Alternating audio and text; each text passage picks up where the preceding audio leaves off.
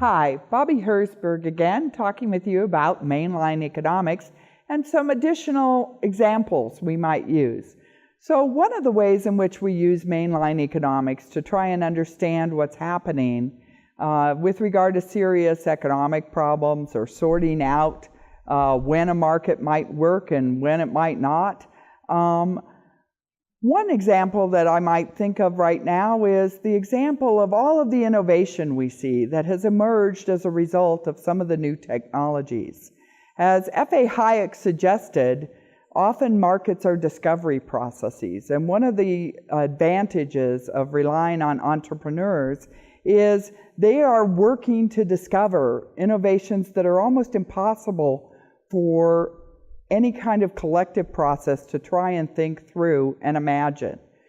Just 10, 20 years ago, one could never have imagined the existence of Uber or Lyft that now has completely changed the transportation markets in many communities. Instead, what we often relied on were either collectively provided transportation systems or individual transportation through the form of taxis that were heavily regulated. So as these new innovation, what Adam Tyre calls permissionless innovation, they were allowed to emerge in part because we didn't even know to regulate those industries.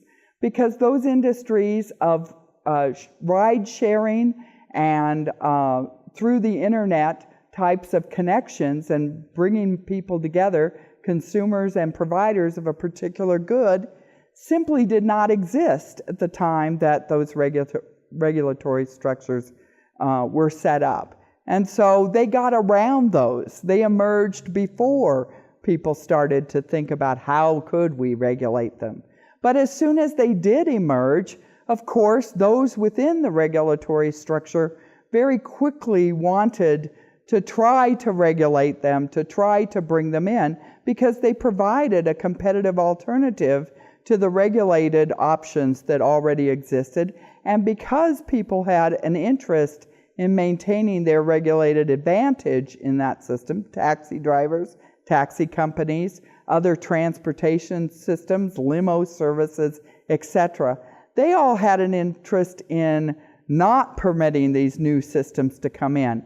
So we heard around the world about, well, what if somebody takes a passenger and they're not secure, they're a criminal that might attack their passengers in the back seat? What if they take advantage and rob them? What if they try to molest them? We heard story after story about all of the horror stories that could occur.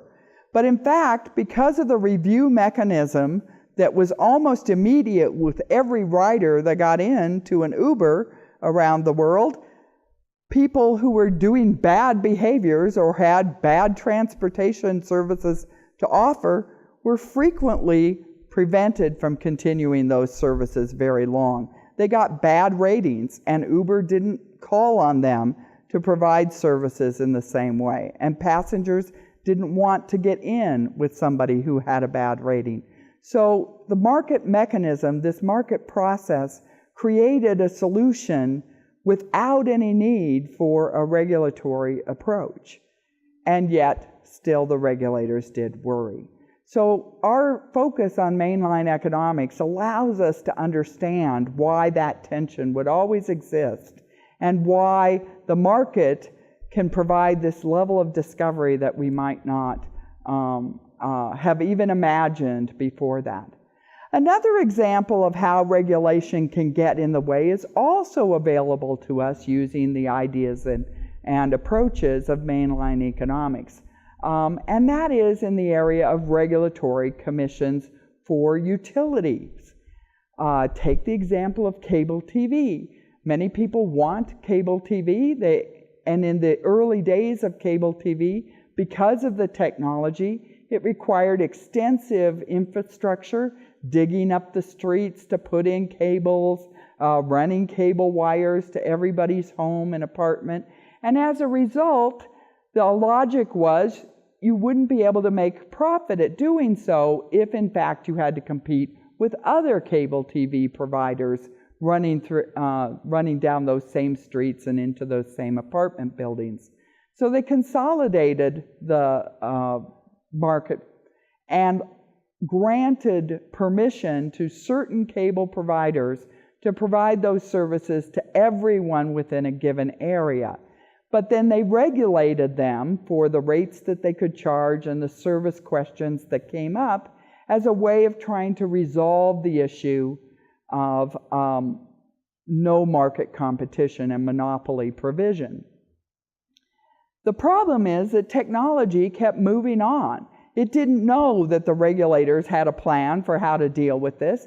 And so technology, because there was an interest in getting cable TV resources out to customers in a cheaper and more cost-effective way, new technologies developed, whether it's satellite TV and direct TV or other types of transmission through internet resources that were already being developed, or wireless services.